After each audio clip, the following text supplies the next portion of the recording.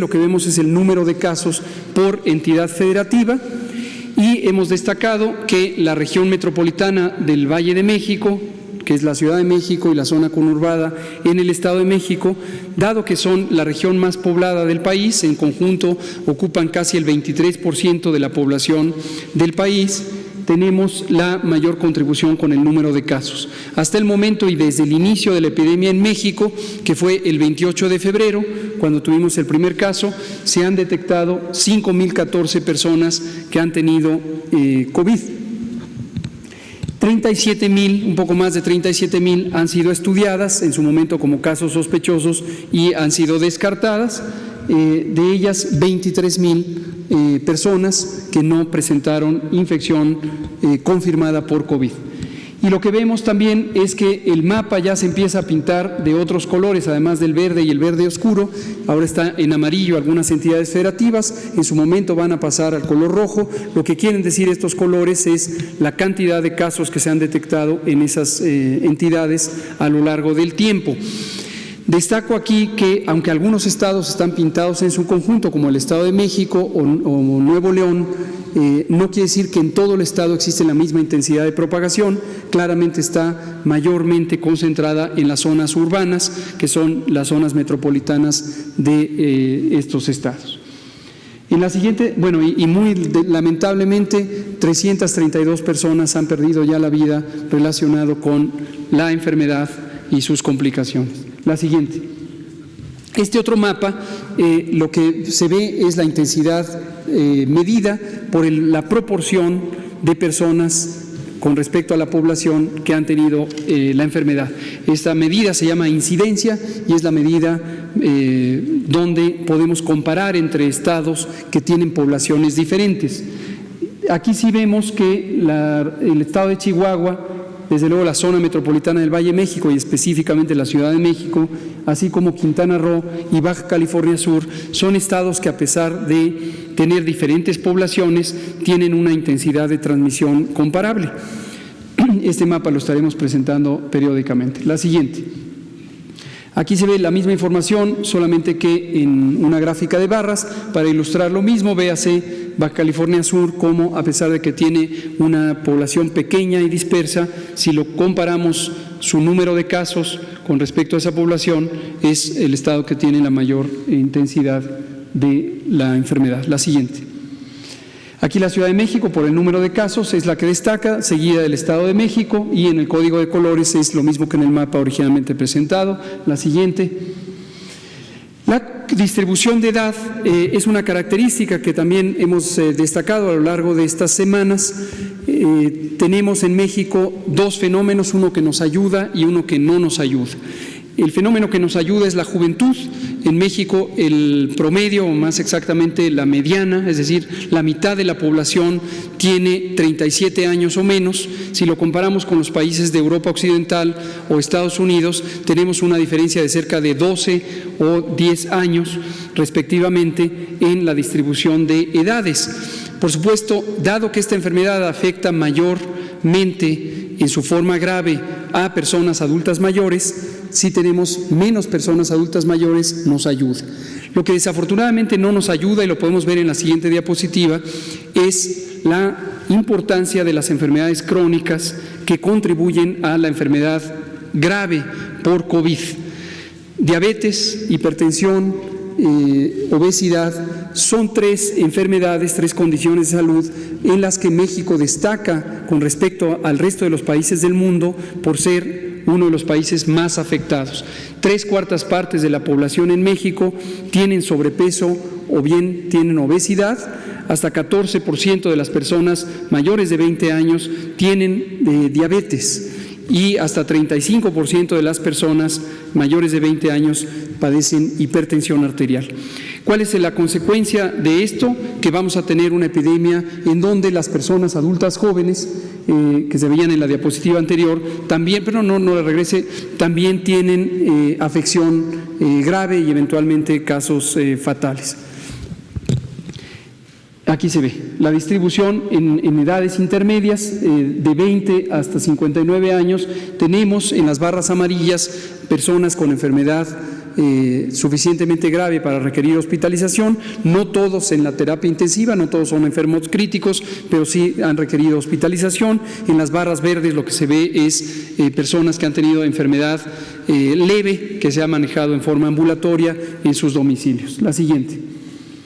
Aquí se ve la distribución del conjunto de los 5.014 casos confirmados. Solamente estamos presentando aquí los casos confirmados que han tenido distintas condiciones clínicas, desde el manejo ambulatorio en sus casas hasta hospitalización y hospitalización en la terapia intensiva, y los que han requerido intubación para apoyo mecánico ventilatorio.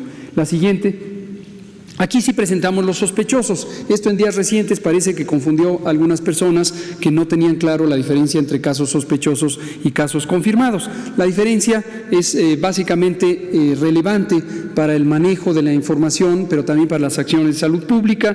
Recordemos que la intervención de contención que establecimos desde el inicio de la epidemia, antes incluso que el primer caso, consiste en detectar a los casos sospechosos, y al tiempo que se les toma una muestra para diagnóstico por laboratorio, se les pone en resguardo domiciliario y se estudia a sus contactos para que estos también estén en resguardo domiciliario. En un momento dado, y también lo fuimos comentando, cuando ya son un conjunto bastante amplio de casos, esta medida de contención se vuelve poco útil, poco práctica, y es conveniente instaurar las medidas masivas. En México aprovechamos la oportunidad de haber contemplado la epidemia desde antes de que empezara en México y pudimos anticipar 15 días, todavía en la fase 1, las intervenciones masivas de mitigación que corresponden típicamente a la fase 2. Esto lo que nos ha permitido es que masivamente disminuyan los contagios, y eso va a contribuir importantemente al control de la epidemia. Ahí se ven en sus distintos tipos de presentación clínica los casos ambulatorios o leves, los casos estables, graves y críticos, tanto los sospechosos como los confirmados. La siguiente. Las enfermedades, ya hemos destacado, hipertensión, diabetes, obesidad, el propio tabaquismo, que en sí mismo es una enfermedad, además es un condicionante de prácticamente una centena de daños a la salud. El tabaco siempre es malo, los productos del tabaco, tanto los que se consumen por combustión, por quemado, como los que se vaporizan, son elementos nocivos para la salud. Esto lo sabemos perfectamente y se sabe desde hace muchas décadas. La siguiente. Aquí se ve en tres grandes grupos arbitrariamente organizados las personas menores de 25 años, que incluye a los adolescentes y niños, que muy afortunadamente no tienen enfermedad grave y no han tenido casos fatales. Recordarán que al inicio de la epidemia habíamos comentado que los niños los íbamos a considerar, sobre todo los menores de 5 años, como un grupo de riesgo, igual que los consideramos para la influenza. Eso lo dijimos en un momento en donde la epidemia solo estaba en China y no había una suficiente experiencia acumulada de conocimiento para identificar esto. Afortunadamente, el conocimiento que se produjo conforme la epidemia avanzó en otros países nos ha permitido identificar con razonable certidumbre que los niños no son una población de alto riesgo, a diferencia de lo que sí seguimos considerando para los adultos mayores, las mujeres embarazadas y las personas que padecen enfermedades crónicas. El grupo de edad intermedia, 25 a 59 años, sí tiene esta letalidad de 5.1% y notoriamente los mayores de 60 tienen letalidades superiores al 14%. La siguiente. Este es el detalle por entidad federativa. Aquí quiero destacar dos cosas. Cuando vemos en una entidad federativa letalidades altas, esto puede representar al menos dos cosas.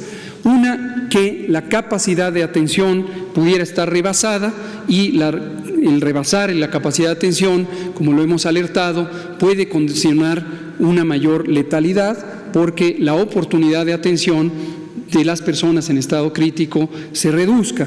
Pero lo otro que también puede revelar, y frecuentemente lo revela, es un proceso de identificación de casos no eficiente. Y esto es importante porque cuando vemos estados con un número pequeño de casos fatales, pero que tienen letalidades muy altas, es el caso del extremo derecho e izquierdo para ustedes de la diapositiva. Lo más probable es que hay una dificultad para identificar casos y esto tiene que subsanarse. La siguiente. La mortalidad, a diferencia de la letalidad, lo que revela es la contribución de cierta enfermedad, en este caso COVID, en las causas de muerte que presenta una entidad federativa o todo el país. La mortalidad en México en promedio es 0.26 por 100,000 habitantes. No lo vayan a interpretar como un porcentaje, es 0.26 por 100,000 habitantes y esa es la contribución que se ve en la gráfica para las distintas entidades federativas. La siguiente. Este es otro dato importante que ustedes conozcan, que es la contribución de distintos virus respiratorios a los casos tanto de enfermedad leve como de enfermedad grave. Las distintas causas de neumonía siguen presentes en el panorama nacional y mundial y contribuyen proporcionalmente a la ocurrencia de neumonías. Hasta hace algunas semanas, concretamente en la semana 9, que es la primera semana de marzo, teníamos todavía una contribución importante del virus influenza o de los distintos tipos del virus influenza, que estábamos todavía en la temporada ordinaria o estacional de influenza. Sin embargo, ahorita ya se redujo sustancialmente la contribución del virus influenza y el virus SARS-CoV-2, causante de COVID, está presente en alrededor de 15%. ¿Qué esperamos que va a ocurrir? Que conforme pasen las semanas de propagación de la infección, COVID va a ser la enfermedad predominante, es decir, cuando se demuestra que existe el virus SARS-CoV-2 en personas que tienen las características clínicas de la enfermedad. La siguiente. Esta información es también importante y no debemos despreciarla porque nos da una buena noticia. Aquí lo que vemos es las personas que se han recuperado y tenemos cerca de 40% de personas que se han recuperado porque afortunadamente 8 de cada 10 personas con COVID tienen una enfermedad que se limita espontáneamente, se cura, porque el sistema inmune, el sistema de defensas del organismo, elimina al virus del cuerpo en un periodo hasta de 14 días y deja a la persona sin secuelas, sin daños. En las personas que tienen enfermedad grave, desde luego, como existe un daño pulmonar muy importante, pueden tardar meses en recuperarse, pero quien tuvo enfermedad leve se recupera íntegramente y esto contribuye a que se vaya retardando y eventualmente controlando la epidemia. Hemos dicho también, les recuerdo, que la enorme mayoría de personas infectadas por el virus SARS-CoV-2 van a tener solo infección y no enfermedad. Esto es muy importante. Hay muchas condiciones de salud causadas por agentes infecciosos en los que existe infección sin causar en modo alguno enfermedad. Y este es el caso del virus el virus SARS-CoV-2, causante de COVID, en donde vamos a tener personas que se infecten sin darse cuenta, porque ni siquiera tengan síntoma alguno o tengan síntomas mínimos. Y esta va a ser la enorme mayoría de personas. Y en México y en cualquier país del mundo se anticipa que hasta el 67 o 70% de las personas eventualmente vamos a tener infección. Esperamos que la enorme mayoría sin tener enfermedad alguna. Esto es lo que ocurrirá y contribuirá finalmente a que la epidemia se detenga. No habiendo una vacuna, no habiendo un tratamiento específico, esta será la contribución más importante a que se detenga la epidemia en cualquier parte del mundo. La siguiente. Finalmente tenemos los casos sospechosos, que ya los presentamos de rutina, insistimos para ayudar a las personas que se están confundiendo entre casos sospechosos y casos confirmados, a que tengan claro que los casos sospechosos siguen el mismo curso en el tiempo que los casos confirmados. Finalmente los casos confirmados son un subconjunto o una proporción de los casos sospechosos y finalmente tenemos la curva epidémica de casos confirmados. La siguiente, en donde tenemos para casos confirmados 5.014 que se han acumulado. Nótese que la curva epidémica sigue creciendo, seguirá creciendo, esto lo hemos alertado desde el inicio, antes de que llegara el primer caso, es la historia natural de la epidemia. Lo que esperamos es que con las medidas de mitigación comunitaria, que son estas de quedarse en casa, mantenerse separados físicamente unos de los otros, por el hecho de que se suspendieron las escuelas, se suspendieron las actividades laborales no críticas y se evitaron las congregaciones públicas superiores a 50 personas. Esto va a contribuir a que haya menos contagios.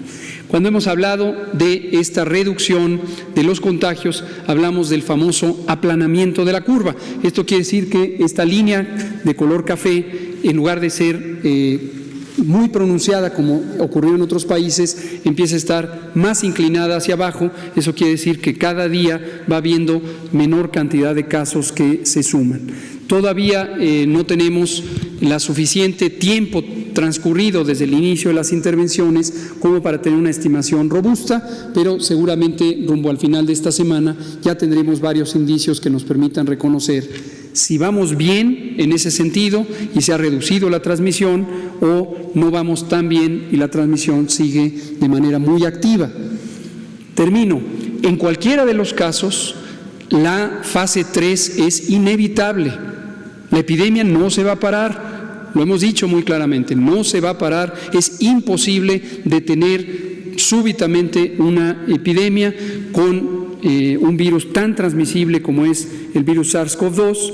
Lo que sí se puede hacer es más lenta la transmisión, y el propósito fundamental es que cuando entremos en la fase 3, que está muy próxima, entonces tengamos una menor cantidad de casos diarios, sobre todo de las personas que requieren tratamiento hospitalizado, y entonces podamos darles atención a todos y todas. En su momento, esta contribución a la reducción de los contagios se apreciará de acuerdo a qué tan intensamente se cumplieron las medidas de mitigación, las medidas de aislamiento, las medidas de sana distancia. En algunos lugares, es el caso de la zona metropolitana del Valle de México, tenemos documentación directa, se monitorea qué tanto se ha reducido, y tenemos muy buenas noticias. Se ha reducido casi el 70% de la movilidad urbana, tanto en el transporte público como en transporte privado, y también las congregaciones públicas. En otras partes del país no tenemos una documentación directa y consideramos que es probable que no se ha hecho la intensidad necesaria para reducir los contagios. La manera de documentarlo, desafortunadamente, será para esos casos a posteriori, es decir, después, cuando estemos en la fase 3 o ya en estas etapas tempranas entre la fase 2 y la fase 3, donde estamos viendo una intensidad importante de la frecuencia de los casos. Presidente.